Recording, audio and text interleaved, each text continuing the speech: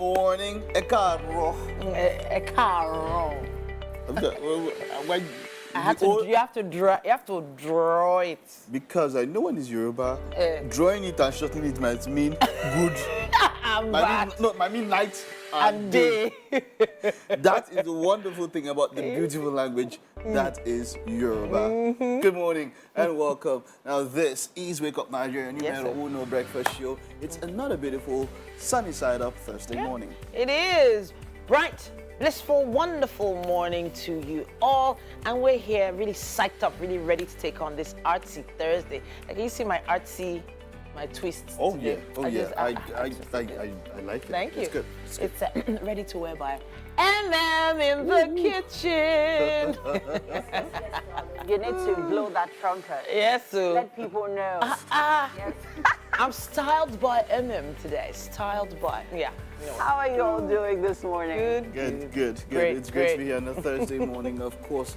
It's the 26th of October. Sharp. We are in November already. It's less than just about 5 days and it's November. Well, how's it going on your end? Yeah. How is it going? And this is quite an honest question. I wish I could get an answer right back now. Yeah. But if I was to get an answer, social media will be the best place. It's at TVC Connect on Facebook, Instagram, Twitter, and of course, LinkedIn. Just use the hashtag WakeUpNigeria to ensure that there is some form of engagement between us. So we're here to sort of meet your standards when it comes to viewing pleasure. In fact, surpass what you expected. And we always have a full package waiting to be delivered just for you. My name is Titilayo Oyinson. Mike Mesikeno is mine. Of course, if you're watching the show online, that will be tvcentertainment.tv. Yeah. And then, of course, terrestrial band will be 49. That's the ultra high frequency. And then, of course, on GOTV, it's 16. Our mobile app is a special one.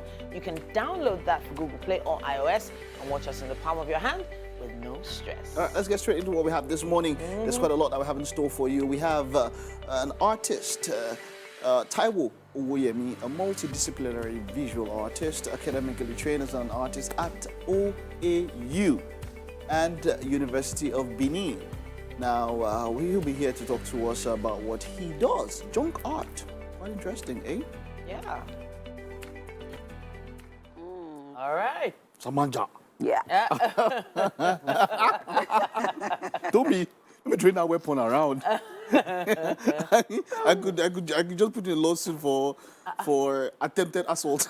Just by that thing that you did. But yeah, it does look nice. I like the boots and all of that. Talking about boots here, I think there was a particular school. I know we're talking about kids later on that they insisted that they wear boots. School. Yeah.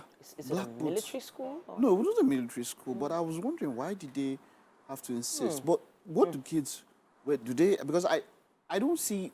Then it used to be sandals. Yeah, sandals You and had socks. to wear sandals, yeah. Then you There have are socks few inside. schools where but do they wear, certain colors of sandals. Either they tell you wear black or brown. But if they're asking for them to wear boots, maybe there's a certain way they want them to look. Yeah. Or there's maybe the something with- environment too. Yeah. Maybe. So maybe they don't actually mean boots, they mean brogues, because people can't really tell the difference between boots and brogues. There are different kinds of boots. Yeah, right? But then there are brogues that are boots-like, like cortina, but with laces. So now the maintenance of these shoes becomes an issue. If it's faux leather, because most people can't really afford real leather for kids, because you're going to have to change them month after month as the kids grow. So you end up getting false leather, the type that can just be cleaned or polished. But maintenance of that is so much work. The rubber sandals back in the day was great. And then in my opinion, we'll have our socks, the stockings, even. But these days, when I see kids, they are more on shoes and boots now. When you see even secondary school kids, I remember even also at the debate, they're all on boots. It does look nice. It actually looks nice. It does well look nice. covered, very. But then I know that then it had to be, and they had to be a particular kind of sandals you wear. I know then it shouldn't have a covering. Growing up, you had to be open. I don't know why then they insisted that it had to be open. Right? It had to be that kind of open sandal. But then when I see kids on boots now, I'm like, oh, they look good. So someone can wear this one. No, you can't wear this. No, not this one. You can't wear this. Not this one. Not this You know, one, yeah? even for example, my kids, amongst some of their school sandals, they all have brogues because I personally love brogues. I have a thing for brogues, yeah. Yeah. And I remember then in secondary school, we were meant to wear our school socks. Yeah. And I remember stealing my best friend's one time like that. All right, you know what? So sometimes your footwear is important, especially when you understand what the weather's going to be like. Oh, wow. The news on Wake Up Nigeria. My name is Mike Mesikeno. The Nigerian Senate has received President Bola Tinubu's request for the screening and confirmation of Musa Aliyu as chairman of the Independent Corrupt Practices and Other Related Offences Commission. The request is contained in a letter read during Wednesday plenary by the Deputy President of the Senate. He asked the lawmakers to expeditiously consider the nomination. The Senate equally swore in Senator Amos Yohana, representing Adamawa North Senatorial District. Senator Yohana will replace Senator Elisha Abu, whose election was nullified recently by a court of appeal. Senator Yohana was sworn in at the beginning of plenary in a brief ceremony performed by the clerk of the National Assembly. Now, bills seeking to amend the CBN Act and limit the powers of the CBN governor have scaled second reading at the Nigerian Senate. The proposed amendment seeks to separate the head of the management of the Apex Bank from the governing board and strip the CBN governor of the powers of chairman of the board. The bills were sponsored by the Senate's Minority Whip Darlington Nwokocha and Kogi West Senator Karimi Sunday. A bill to amend the CBN Act seems to have gotten the interest of almost all senators. Lawmakers immediately took a dive into critical bills aimed at amending the CBN Act and reshaping the banking system to meet both national and international standards. To strengthen the bank. In the midst of the debate, the bill's sponsor also made a strong case to get more support for their colleagues. This bill seeks to address all anomalies that has hindered the advancement of the Apex Bank to handle the ailing economy of our nation. These bills propose significant changes to the CBN Act. They seek to insulate the CBN governor and deputies from partisan politics and remove the governor from the governing board of the Apex Bank. Section 9 be amended further that will ban the CBN governor and his deputy from participating in politics when they are in service. Not everyone in the chamber is on the same page with the sponsors of the bill. They have found holes in the bills and warned the Senate against tampering with the independence of the CBN.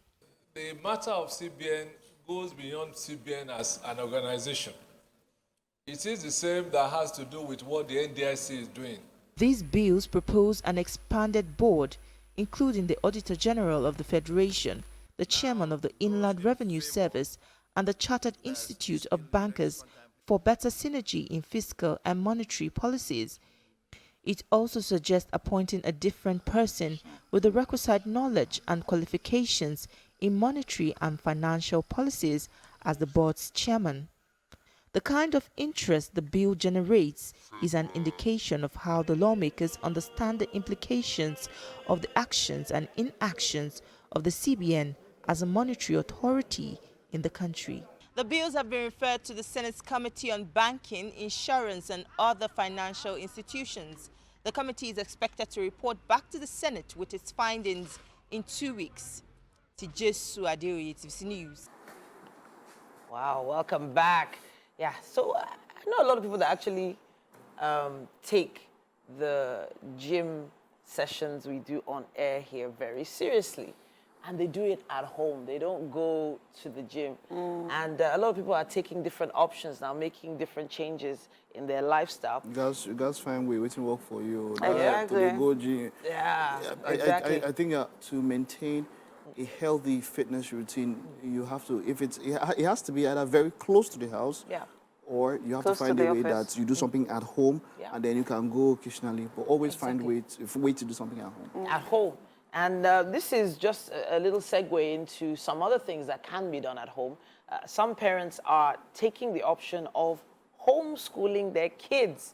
It came up on social media last week, and again yesterday I saw another post about it. Some parents are just finding it really hard to come up with the amount of money needed for certain types of schooling.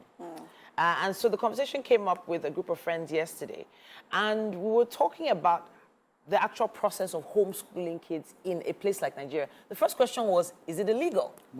And I checked it out. It's not illegal. No, it's not illegal. So some people thought... How can How it could be it be legal? Exactly. No, so there was a time there was, this thing going around that if they see you at home, they're wondering why you're at home. They Okay, could maybe. report- Okay, they could so maybe report there was you a or something time like when that. you're talking about out of school Out of kids, school kids, and if there was an right. opportunity for them to go and they don't use, because you had kids that were selling. Yeah. That was the issue. Exactly. But it was not a case it was around child labor. Yeah, child labor. Yeah. Exactly. That It was wasn't because they were being that's where the homeschooled. issue was about. Right. I mean, during the COVID-19 pandemic, we everybody- saw that there was a lot of homeschooling going on. Exactly. Whether virtually or physically with, students and their parents, not even tutors, So, I mean, go Why ahead. not? No, really. I was actually looking into it because school fees now are, it's overwhelming for parents, a lot of parents. And so the conversation of whether to keep the kids at home is making more sense. Now, there's the issue of school bus and getting the kids to school. There's the issue of fuel. The amount of fuel that is used to get the kids to school and back, the amount of money you pay for the school bus is also an added cost. So homeschooling scratches that out. Then, okay, what about the teaching aspect? As a parent, not every parent knows the maths that's inside their kids' homework book. I know how many times I've Googled some things so that my kids don't think I'm, less than There is, I mean, adequate. Homeschooling is a good development. I mean, it has its pros and it has its cons, right? I mean, we see what, the conventional school does for the child in terms of social interaction, which also helps with the child's cognitive ability and development, right? Other than, learning, other than, going through the rudiments of teaching, of education. We know the role that plays. Everything has a role that it plays. But now the question is, with homeschooling, does it really cater to every educational need of the child? Because it's not, let's not also forget that for families that are not properly structured, that do not have a good family structure, it will be difficult to sort of, build that structure with, okay, for example, a housewife, because only a housewife that can homeschool, not parents who are, yes, now, you are working now, can you homeschool your child? You can't do that. So homeschooling means that I can actually choose the hours of the day I decide to educate my child. Yeah, but then it doesn't have to be 9 a.m. till 2 p.m. But wouldn't it be stressful for you? So, for example, now you're at work. You might have other activities that you have to do late after here. Yeah. And then by the time you get home, when you should be resting, you're tired, you're stressed out.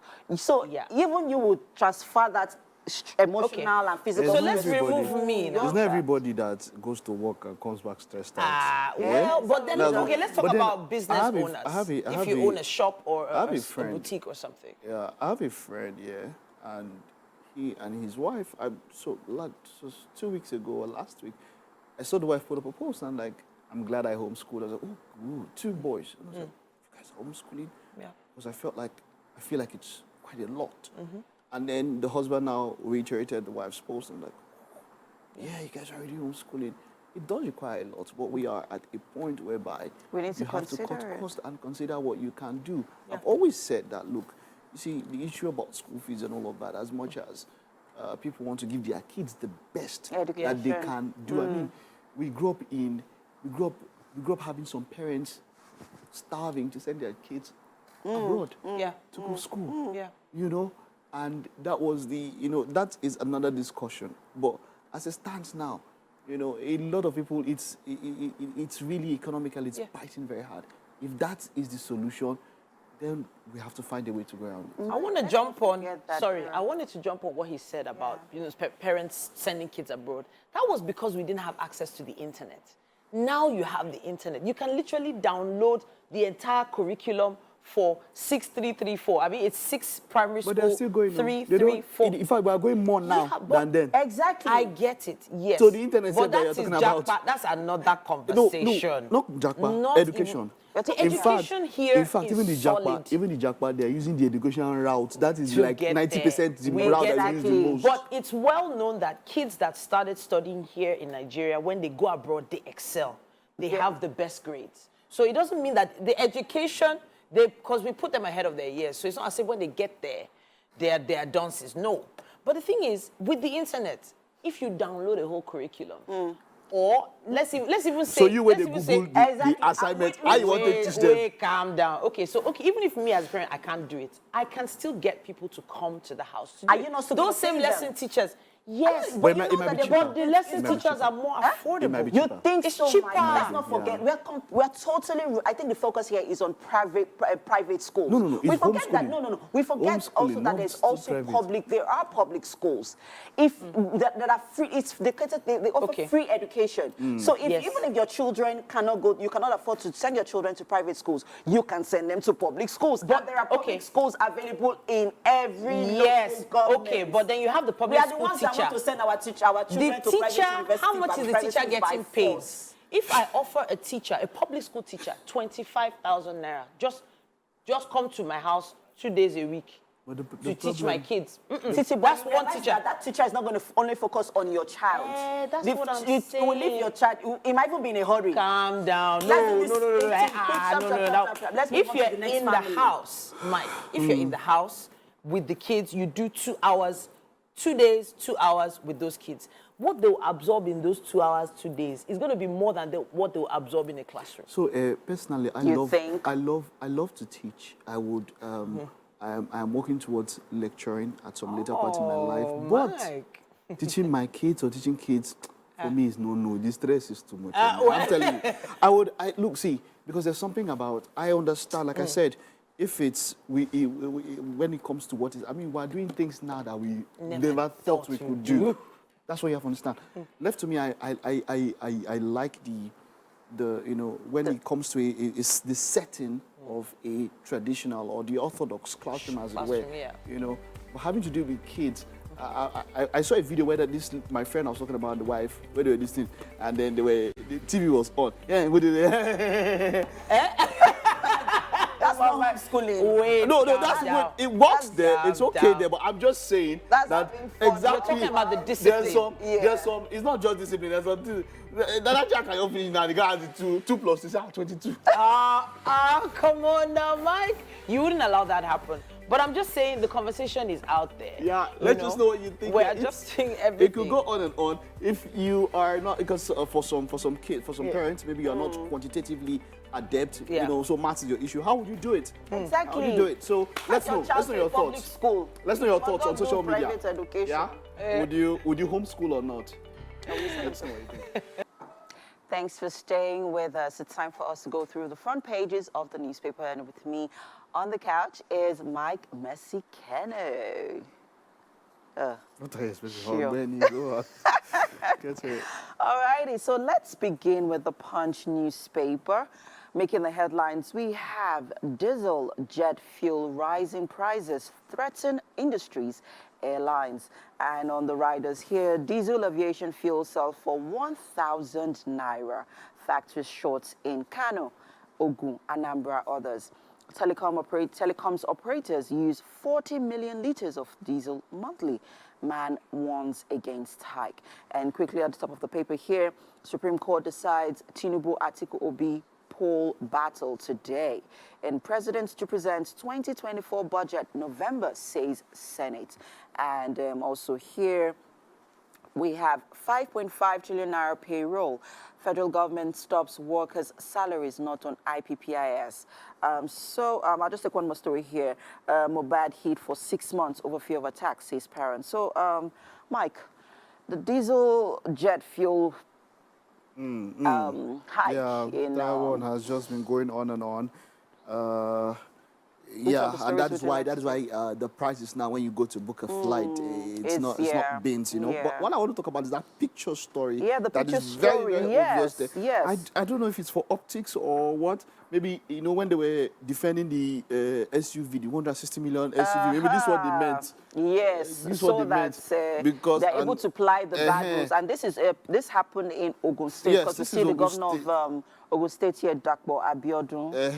So what I'm trying to wonder is, what is the, I don't know, is it that when you come on the road like this, you not sure that you want to walk on it, or do you have to come there to start work on Yeah. it? I'm trying to understand, but what we can see there is supposedly a federal government delegation to the place. Then they're applying the road. I've also noticed recently that there's been a lot of road constructions happening in Lagos. There needs to be more because There a needs lot to of be the true. roads are denigrating at an alarming pace. I agree. You know, and it just shows you that for it was the construction of those roads was Were poor poorly quality, done, yeah. poorly done. I was talking to someone about when the Apapa Oworo, no, is it Apapa Oworo, the Mile 2, the Mile 2 route, when that road was being worked on, when it was, you know, even though we heard, you know, different stories about who exactly was controlling it and all of that, I saw the level of construction, the beds, the concrete beds, and then there was this sort of mesh wire, and then another, you know, what I saw with that ride, I said this road is going to last for decades, a very, very long time, because the quality you could see there. Was really most bad. of this that we are seeing now is just pour some asphalt and all that. They can't stand the test of time. So you see a road that somebody did, oh, was this not done 2, 3, 4 months already ago? bad. And then with just little rainfall and some erosion, and you start hearing, It's really sad. We hope that the government really does something about, you know, road maintenance and construction. Yeah, well, let's move over to the Daily Trust newspaper. Making the headlines here, we have Judgment Day for Tinubu Atiku Obi as Supreme Court rules today. On the riders here, we have I will win, says the president. I have made my case, says the ex-vice president, and we are confident of our candidate's victory, says LP, and security beefed up at Supreme Court's complex. And I'll just take one small stories here. Here we have DSS releases ex-EFCC chair Bawa after 133 days. You can find more of that story on page 26 of the paper here. Senate moves to bar CBN governors from partisan politics. And a war on the Gaza Russia resolution fails at UN Security Council. And I'll just take one more story here that really got my attention, Mike. 9,000 Nigerians defrauded into enlisting for federal government's households palliatives. you know, when you get that text message, you have just been recorded for Tinubu, pay, call this sum for 80,000 naira and all this. So that's how they start. Yeah. When you see those kind of things, so you can respond to them. You can send the courses, like some people even send poetic courses back to the people and all of that. But it's so obvious. But I know that a lot of people are falling for these scams because the populace at this particular point are desperate. They're desperate. Yeah. So people are reaching out. So and you see that's what happens in this kind of time. So please do be careful whenever you get messages as such and all of that. Just delete them. This is actually a cause for concern, Mike, because you already see people already even asking for certain amounts of money. According to reports I read this morning about this. So there's a group asking for individuals to pay 300 naira for them to get enlisted. And it's, the federal government has come forward here to say that no. Oh yes. To we would never ask for any money from anybody to be enlisted. Somebody wants to give you a grant and they ask for money to process the grant. Scam now. So we need to be careful out there. Let's move over to the Nation newspaper. Making the headlines here, Shatima, farm centers in 774 councils to take off. Vice President woos investors with Nigeria's 70 million hectares of arable land. No going back on October 31st exit date for ambassadors. And CBN amendment bill skills second reading in Senate. And so let's move over quickly to the Guardian newspaper. Making the headlines here, we have CSOs demand state pension law review over 2.4 billion naira yearly pay. Ex-governors turned ministers. And Mike, what story here? I just one there. Of course, 3 on murder trial over witchcraft allegations and killing of 5. I thought what gone past this, right? Gone past talking about Gompa's talking about this, but it's good to see that if things like this do happen, then they are made to face the. I don't want to. I'm made to face justice. Because when we say the wrath of the law, it seems like they're made to face justice, as it were. Yeah. All right. All Okay. right, Mike, thank you so much for doing this with me this morning. And, well, there's still more stories to cover here on the cover of the newspaper. Whatever stories get your attention, go get the dailies. We have to head over to the kitchen right now. Titi is standing by with the chef. What's cooking? What are we making today for breakfast? Don't worry, calm down. We'll tell you. We will let you know right now. Welcome to the Wake Up Nigeria kitchen on a Thursday. And we have Chef Olivia, fresh from Olivia Street. Yeah. I know there's Sesame Street. I know there's a lot of other streets out there. But Olivia Street is a street you need to be on if you want to taste what she has to offer. It's great to have you in the kitchen. Welcome. Thank you. All right, what are we making, Chef Olivia? Talk to us. Today on our menu, I'll be making a spicy pancake. Okay. Then I'll be drizzling it with, instead of normal chocolate syrup and maple syrup, okay. I'll be using zobo syrup. Zobo syrup. Yes. Interesting. I need that homemade zobo syrup. Then that's a spicy pancake. Yeah. And I'll top it up with my crispy chicken breast. Then Okay. I'll garnish it lovely. You love the taste. So Those are the ingredients you're seeing right there. And if you have any of these lying around your house, you want to try it out at home, you should. Let us know. Show us. Use the hashtag WakeUpNigeria_on_TVC. We need some flour, sugar, baking powder, salt, the chicken breast itself, zobo leaves, breadcrumbs, eggs, vegetable oil, chili pepper, mint for garnishing, and milk. Chef Olivia, your process, where do we begin? So firstly, I would start off by cutting up my chicken breast into 4 pieces. So this and is I'll a room season it. temperature chicken breast? Yes. Okay. So you have your knives ready? You have everything ready? Yeah. Okay, fantastic. All right, you want to use the chopping board? Yes. Fabulous. Okay. So when you say cut it up, a chicken breast already looks, relatively thin. Cutting it up is going to make it really small. Are you looking for... I have a picture in my head. Okay, all right. So essentially just slicing the chicken breast itself. And let's take it a little higher so everybody can see. I mean the chicken breast itself. Yeah.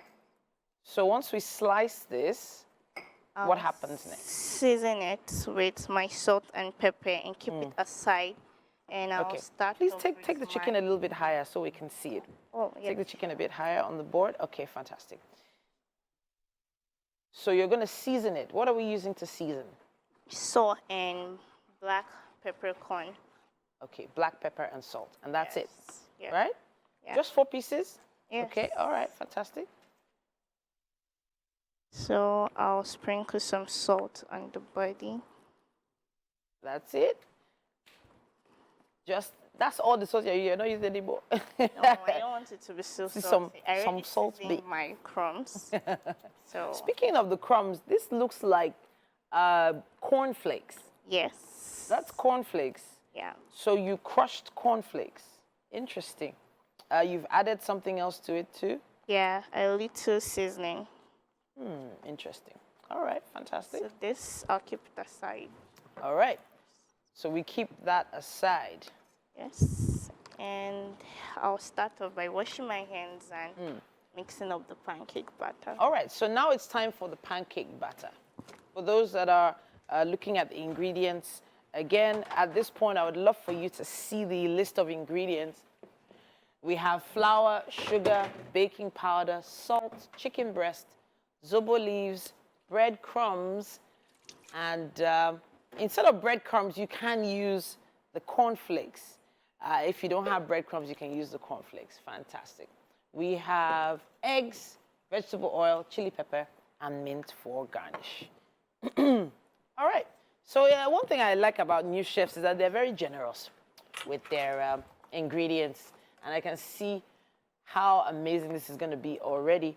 What's the process from now, chef?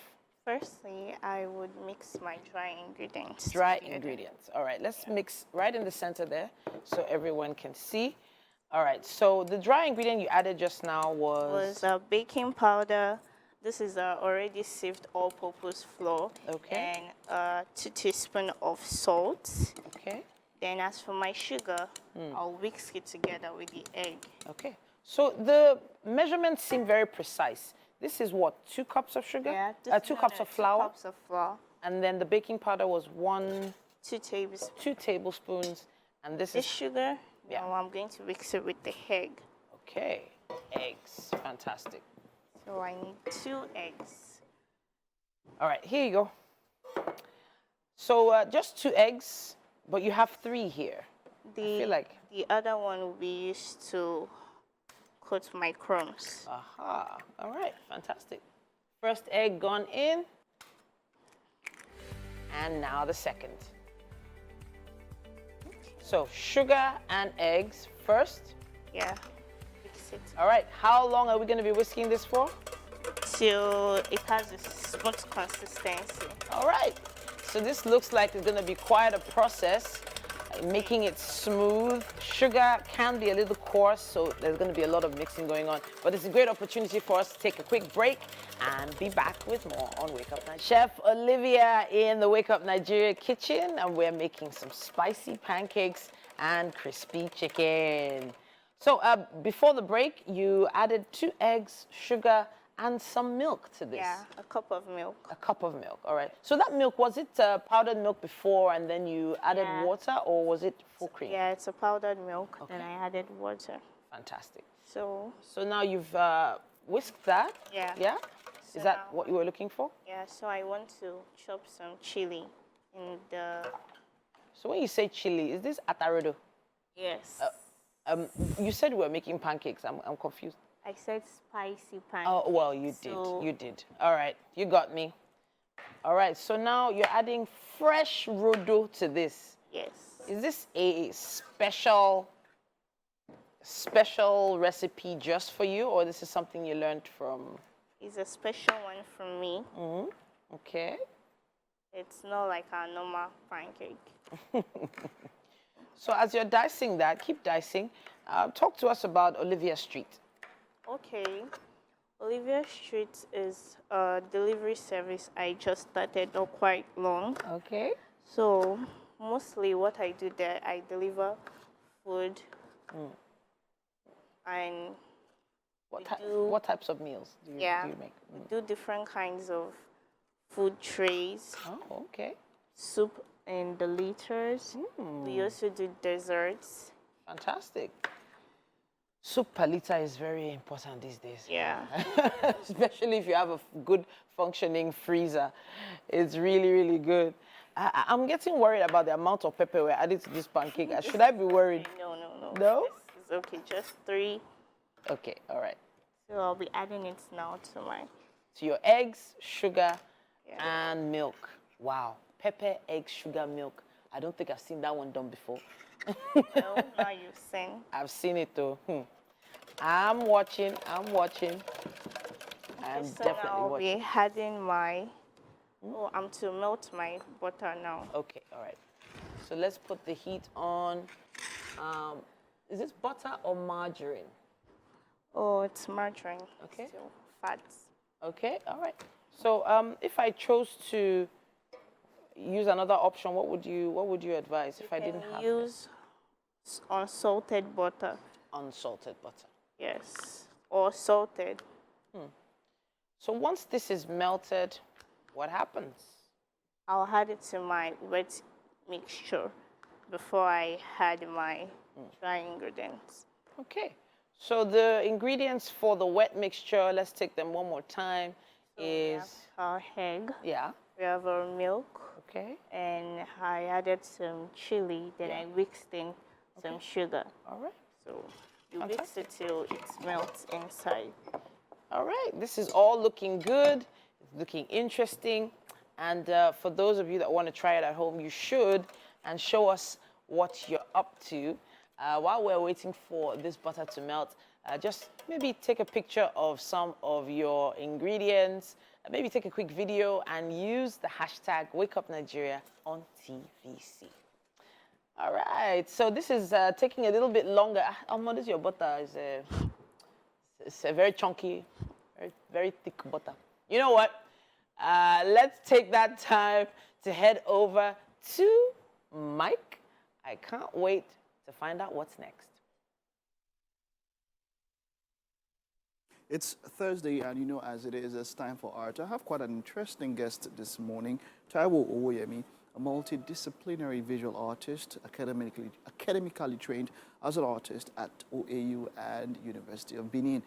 He observed the phenomenon of constantly rejected used materials and perceived junks as an alternative material in creating his art. He discovered the splendor in discarded aluminum soda cans, which come in different shapes, colors, and sizes. Now, this is maybe like the second. It's quite rare. Not everybody does this but you're like maybe the second in quite a number of years I've seen do this. So this is quite unique. It's great to have you. Welcome. Thank you so much. Yes. So you call your work upcycling. Yes. Explain to me, what do you mean by upcycling? All right. Thank you. Nice having me. Upcycling is quite similar to recycling, but they are quite different. When you talk about recycling, you have to deform the material, just like you have paper mache, which most of us are familiar with. You have to grind. Bring it down to the base level or something? So you won't see the traces of the former material. The former material, yeah, exactly. But upcycling, you'll still see the traces of the major material that is being explored that was used in the particular work. Okay, so how did this start for you? You said, you saw these discarded materials, and what made you decide to want to start using what people perceive as junk to create art? Yeah, thank you for that brilliant question. I started upcycling like 7 years ago in search of a signature for myself as an artist, because that's what keeps you on an edge. You must have something that separates you from the general public. And also, secondly, the dollar exchange rate naira, most of the sophisticated art materials we use, they are being imported to us, and we buy them extremely very high rates. Wow. So this got me thinking, and how long are we going to be enslaved with this mental enslavement with the foreign materials? They have to import our material for us to tell our story the way it is. 100 with you on this one. That's what got me thinking. So I investigate further. I look into our society. What can I get? What can I use to tell my visual stories? What can I use? So I explore on various materials. I later conclude in using this aluminum soda can, because they comes in shades, in different colors, and they are malleable. They are non-biodegradable material. They don't get rust like the normal metal. So that's when I decided to... How long was this period of experimenting and trying out with materials until you came to aluminum soda cans? How long was this period? All right. It was a period of 2 years, actually, after because I initially worked with rope. Okay. I still find out that those rope are not being produced in Nigeria. We still have to import those ones, So that's when I concluded on this one that I will always have anywhere. Even if this is your compound, I will have tens of dozens of it. You'll see them. So anywhere I am in the world, I can always see the material to use to tell my story anywhere, anytime. And then you come out with these beautiful masterpieces. These ones we're seeing on the screen here. I love these multicolored ones. When you are done, do you paint on them, or how, like this one exactly that we're seeing now? How did you create this masterpiece? All right. When I started, actually, the whole idea, the work tends to appear in black and white based on the nature of the material. The inside is like aluminum, which looks like white. So most of my work on display appear in white and black. That got me thinking also.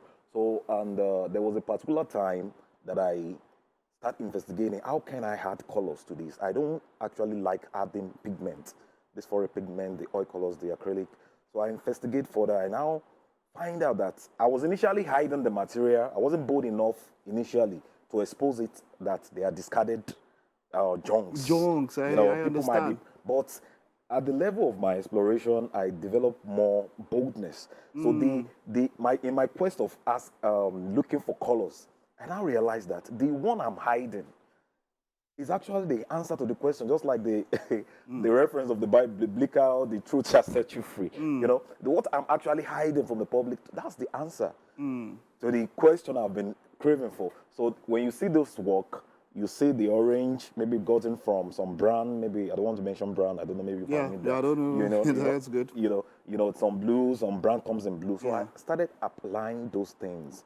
So you're telling me that you do not, there's no foreign material? Recently, I discovered some materials that I can also use to enhance the work. To enhance the work. Visual appealing. It has to work I love that. visual appealing. So okay, we have one right here in the studio which you can see. Let's take a look at that one. Let's talk about this particular painting that we have in the studio. Okay. Is it titled? Yes, definitely. Tell me about it. Okay, okay. Must have a title. Must have a title. All right. Yes. So what's the title of this one, and what's the story about this particular art piece? All right, thank you. This particular lady is titled Assertion. You know, Assertion. Yes. Okay. It's about being courageous. It's about being firm. Okay. Avoid distraction. You know, we have aims, we have goals, we have plans. At times, when the plan appears so big, we get so timid. But for you to achieve those dreams, for you to achieve those plans, you have to be bold.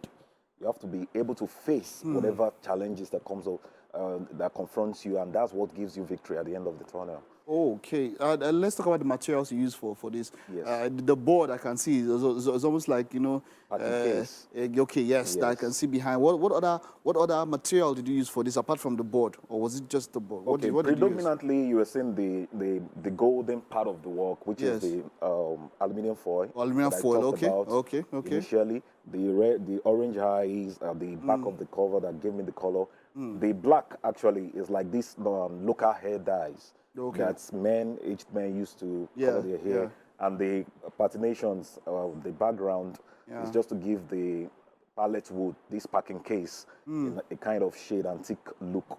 It does. Make it more presentable. Presentable, it does. Yes. It does have that effect. You see, how is the appreciation of your style of art? How does the general public see it? How does the market see your art? Yes, I would like to say specifically, when I started a few years ago, the market was actually slow because it's not realism. You know, some people don't really appreciate when you try to deform, because that's what appeals to me. That's what I like. You know, in art we have realism, we have surrealism, we have the one that you copy photograph to have the same. You know, some artists tend to achieve, but I deviate. You know, what we learn in school, after graduation, I always believe for an artist, there should be a point of deviation.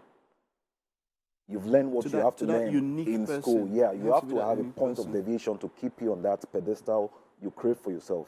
So the work actually is a anthropomorphic form. You know, anthropomorphic is something similar to human. You can see some characteristics, some features of human, but not totally rendered. A little bit abstract? Distorted, a little bit. It's not totally abstracted. Because you are seeing is a lady, but it's not the way it looks like. You know, it's been created in the artist style.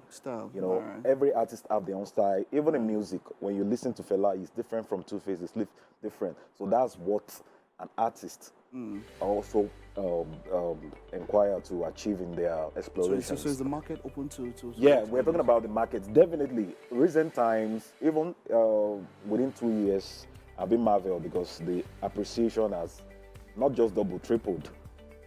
And recent auctions, I'm having another auction next month with one gallery in town, and if this year I have my largest sales. I won't like to call figures here, and it's mind-blowing. Hold on. Yes. This is just us saying that keep up what you're doing, and you actually do help in the environment with your upcycling initiative. Well done. Thank you so much. Okay, that's it. That's what we have on our art display this morning. We'll take a time out now. The first lap is done. Second lap coming right up. Now, welcome back to the second lap of the show. If you are just joining us, you've missed over half of the show, but hey, come on. We will ensure that the next 45 minutes will be a wonderful one for you. Welcome, my name is Mike Mesikeno. This is Wake Up Nigeria. We've had our art display, quite a very interesting discussion that we had there so far. But let me let you know what is coming right up. We'll be celebrating your birthdays on Birthday Shoutouts. You know how big that one is for us. Birthday Shoutouts, that will be coming up. We'll be celebrating Ugochi and the rest on the show. And then, of course, we have Fumi Akin Ajayi, a passionate textile design coach with over 8 years of experience in the world of textile art. We have the book here, 30 Business Opportunities in Adire Making. Well, we'll be talking about that on our book chat this morning. Da9 is the artist performing for us this Thursday morning. I'm looking forward to that one. And Akitoye Sophie Joseph, 2023 Miss Eloquence, will be our final guest on the show this morning.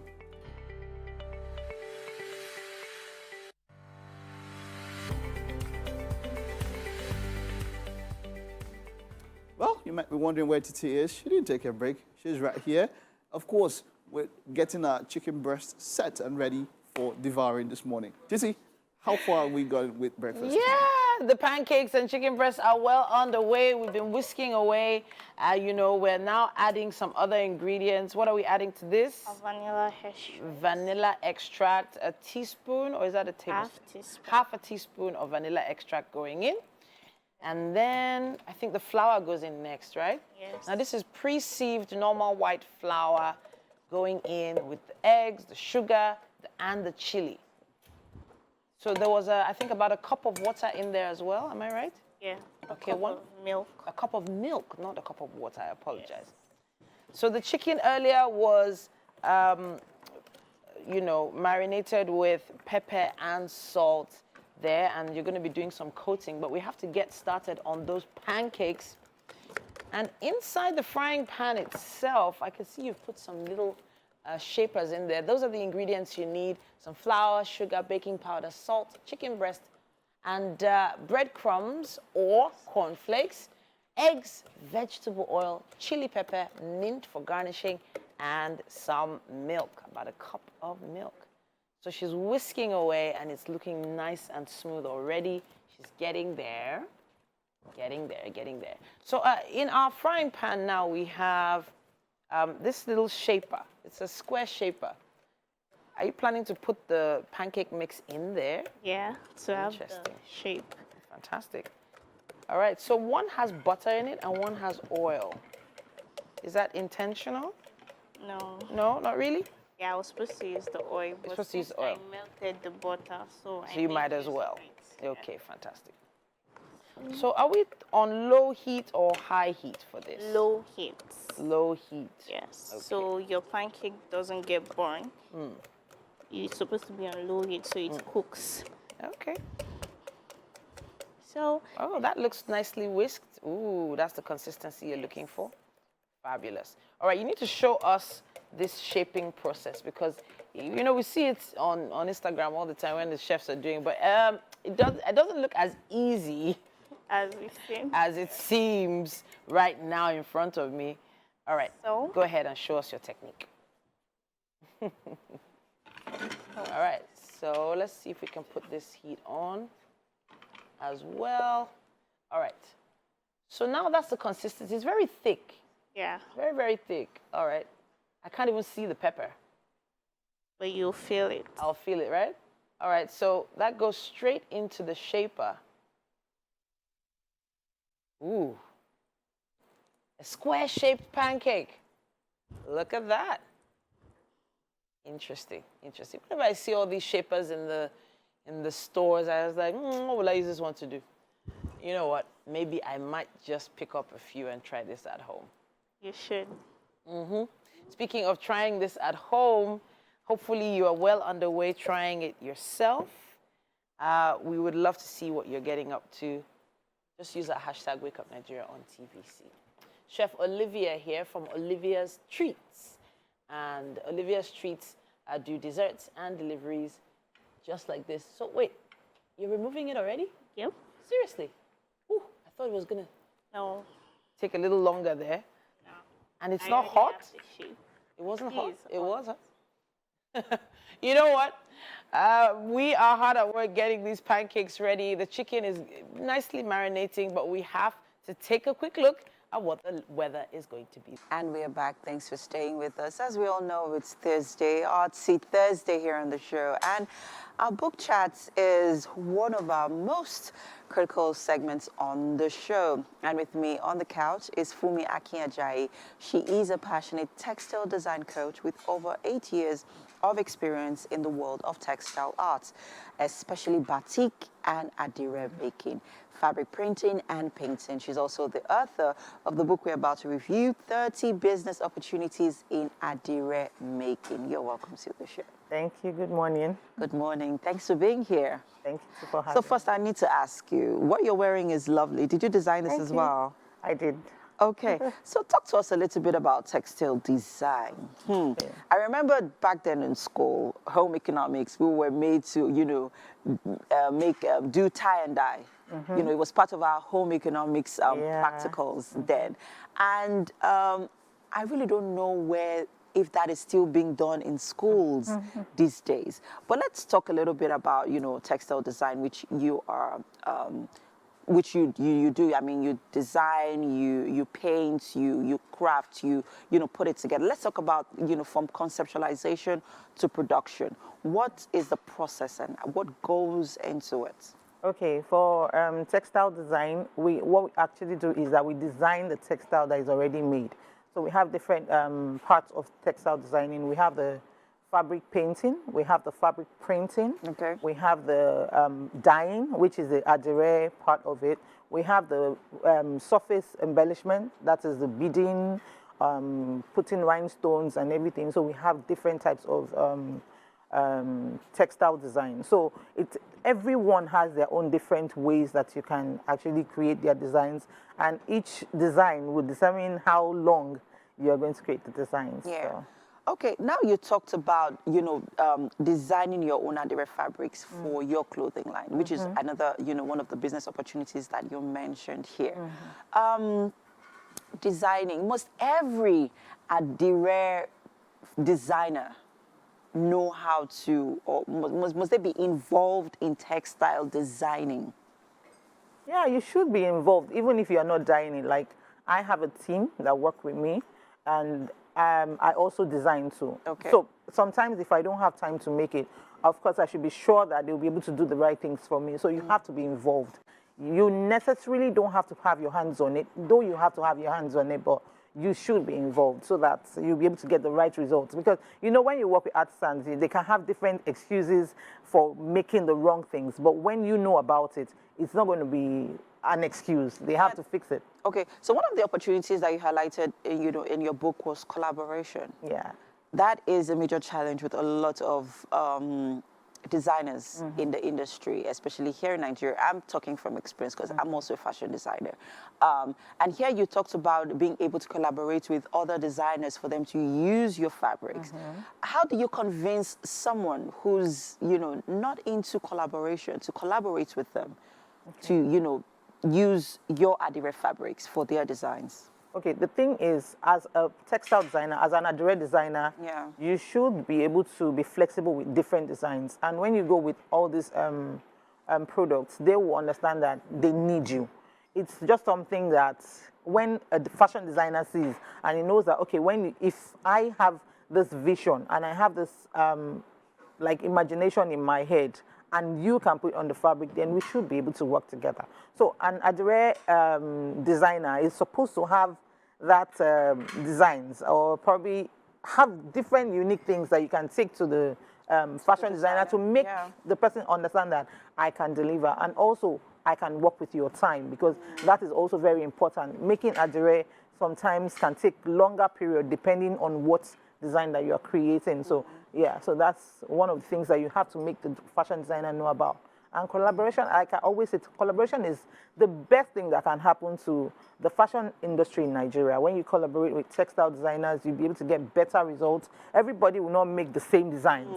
In fact, it will help us not to copy other people's designs. Yeah, so that's why we need to collaborate. I mean, I hear what you're saying, because unlike Ankara fabrics, where you see a certain pattern of Ankara fabric, and you see mostly, all the, traders, selling that same fabric. But with adire, there's something unique about it and different. And if you have this, a lot of textile designers, that would even create more, different designs. There'll be a variety of designs to, play with or on demand.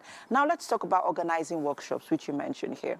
I know of someone who's she's an Adire designer, but I think one of her major challenges has been able to teach people because she really wants to impact, but she doesn't know how to do it, how to start. She doesn't know where to start from.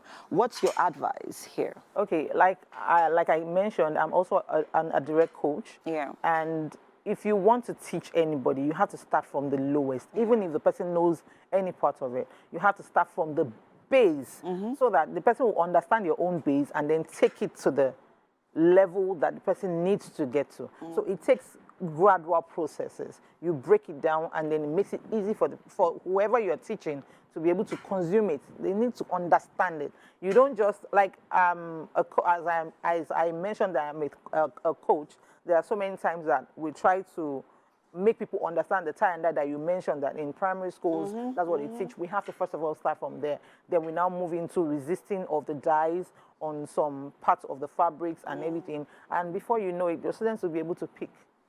So it's easy to teach, but you just have to make sure that they understand it. Yes. Now let's talk about partnering with interior decorators to use Adire textiles in home decor and soft furnishings. I had an exhibition over the weekend, and at least 3 to 4 of the exhibitors there had into Adire designs, Adire, designs, making and all of that. But one of the things that really stood out for me were the furnishings, home furnishings that were in Adire fabrics. They were beautiful because I'd never seen them before, right? So talk to us about, this partnership. How does it begin? How do you walk up to an interior decorator and say, okay, I have this Adire designs or fabrics. I would like you to use them for your home furnishings. So everybody loves unique things. Yeah. If you see something that is different from what everybody has, you are going to accept it. So as a textile designer, you go with your designs, like I mentioned. It's just the same with the fashion designer. Yeah. You go with your designs and you make the person understand that when you use this, it's going to make your work different from other people's own. And that's even the catch, when you have something that is different from other people. And then it gives that soft furniture the opportunity to be able to pick the kind of designs that they want, so that they can be able to sell it to other people that they want to sell it to. You quite highlighted a lot of things here in the book, and a lot of opportunities that Adire or textile designers can actually, that are available in the Adire making industry and space. And thank you so much. I think this is a must-have for everyone who is interested and who has a passion for Adire making. Well done. Well done. Thank you so much. Thank you so much. And we have to go on a quick break now. We have a music performer standing by, but let's take a quick break. We'll be right back. All right. So the term eloquence is used when making reference to someone who's very expressive and knows how to do it very well. Today, joining us in the studio, we have Miss Eloquent 2023, Akitoye Sophie Joseph, and she is really a tall glass of dark skin perfection, if you ask me.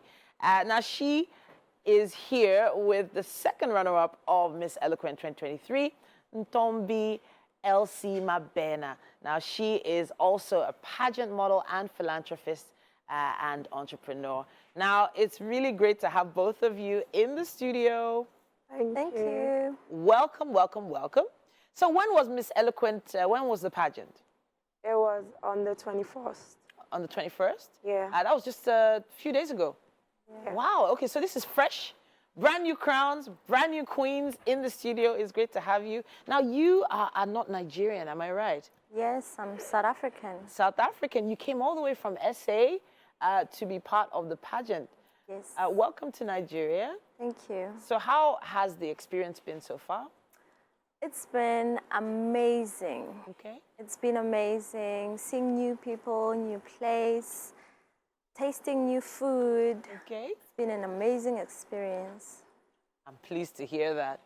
But you need to talk to us about how the pageant process went. Was there a camp? Talk to us about it. Oh yeah, there was a camp. It lasted for a week. I got to meet people from different African countries, beautiful women, intelligent women, and equally competitive women. Oh, competitive. Okay, yeah. So the competitive thing always happens during the camp because there's always one person that eventually takes the crown.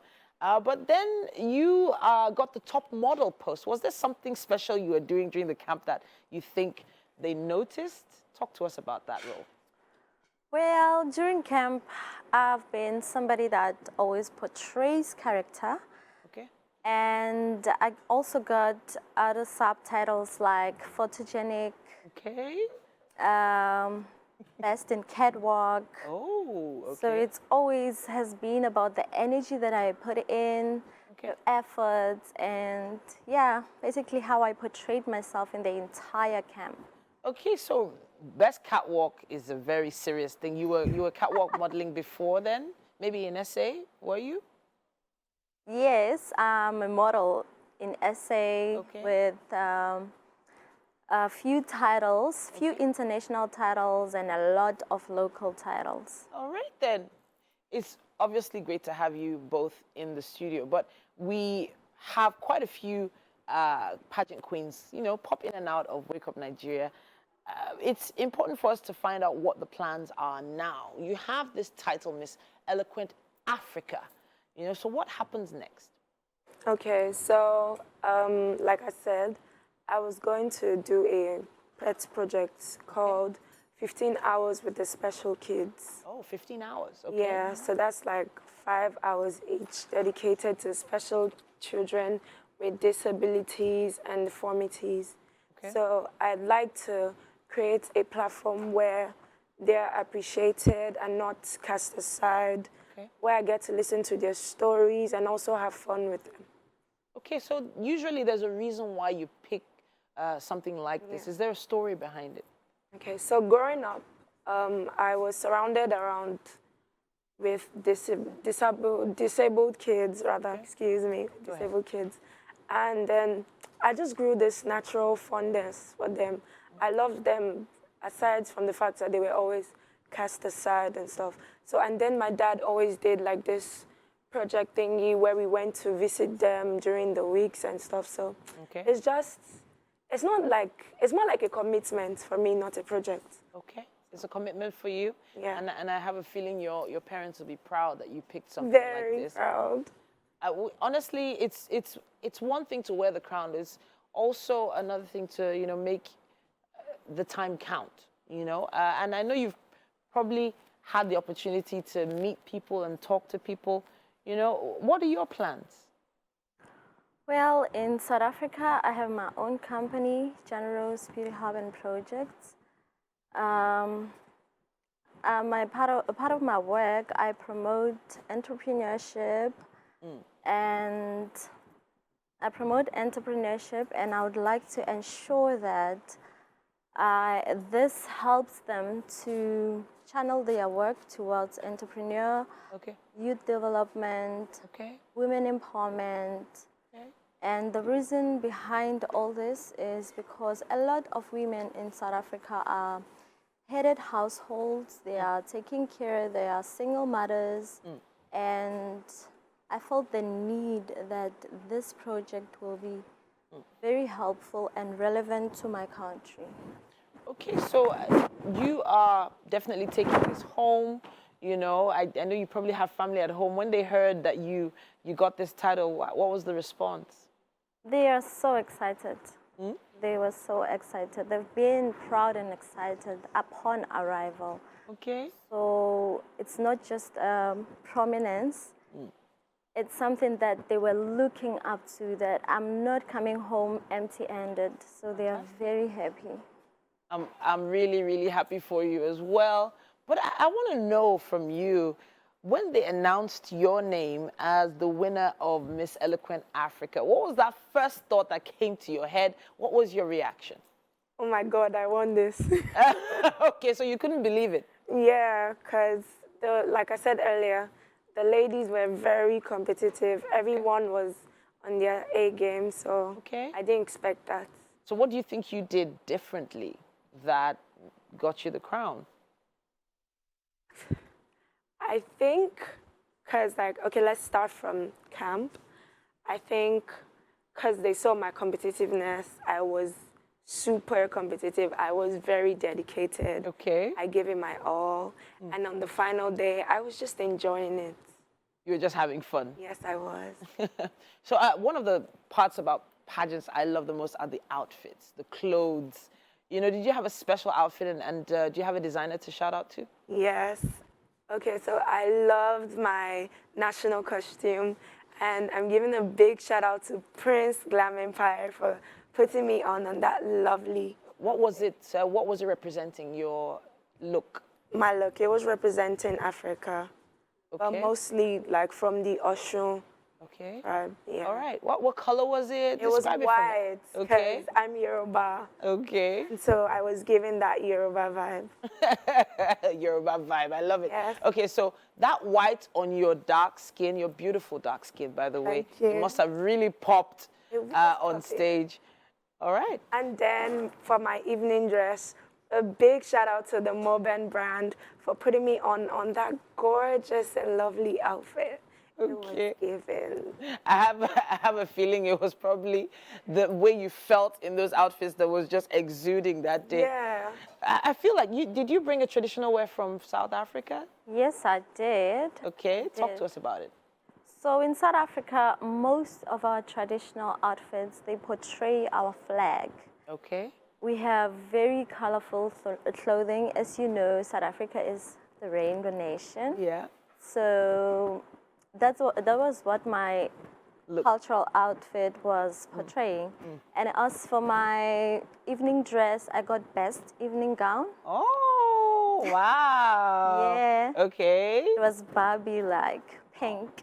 Oh. So I'd like to give a shout out to Ezzy Clothing back in South Africa. Oh. Thank you for the glamorous look. Thank you for making me look like a Barbie doll. Oh, and you know, Barbie was, the Barbie movie just came out, so that worked. That was still on people's minds. All right, so the clothes, the makeup, the glam, the look, everything is all great. But when you were coming into the pageant, what were your expectations when you were coming in? I'm going to start with you. Okay, so whenever I go for competitions, I always come in with a winning spirit. I come in with determination that, I'm going to win this, and I'm going to give it my all. And I'm glad I won it. You better be. You got the crown, girls, on your head for at least a year, right? But it's not intimidating, is it? No, it's not. It hasn't been so far? It's not overwhelming? No. All right, then. All right, enjoy it while it lasts. Any expectations from you coming all the way to Nigeria? I was obviously expecting to win. Okay. And also to have fun. Okay. Importantly, whenever I go for pageants, I'm expecting to have fun, to learn. To learn, because I believe that you never lose, you learn. All right, then. Yeah. It's been a pleasure having both of you in the studio. All this glamorousness, I'm loving it. Thank you so much for joining us. And we have something special for you in the kitchen. Our chef has been hard at work. And yeah, we're going to go have a taste. Are you ready? Yeah. You ready? Please. All right, well, we'll take a little look at some of the clips from the pageant as we take a walk. Go ahead. Fantastic. Welcome to the kitchen, guys. How far? You got this one. Chef Olivia. Yeah. I am so overwhelmed right now because I saw this from the beginning and I've seen this masterpiece come out. The presentation is... It's beautiful. Well done. So these are spicy pancakes Yeah. and crispy chicken breasts. Yeah. Amazing. So you ladies have the opportunity to have a taste of this. Hopefully we've taken a glance enough right now. All right, so please have a taste. Have we taken pictures? We have, right? It looks so good. All right, have a taste and tell us what you think. Okay. Dig in, dig in, dig in. She's eagerly anticipating. Look at her face. A lot of love went into that pancake. You want to taste? Sophia, are you watching your weight? No. You just... Go ahead. Good. It tastes good? Yes, it does. All right, dig in, dig in. See, dig in, eat too. That's why we brought you to the kitchen. So what do you think? I like how soft it is, how sweet it is. Great. Since I got in here, I've been having pepper a lot. Okay. A little bit of sweet. All right. Thank you. All right. So that is Zobo sauce. Spicy. Yeah, you got the spicy. Yeah. Zobo sauce, right? Zobo syrup. Zobo syrup. That's what you're calling it. Yeah, syrup. Fantastic. All right. Thank you, ladies, for being on the show today. And to all our guests, thank you. And it's a wrap on the show. Yeah. Have a beautiful day ahead.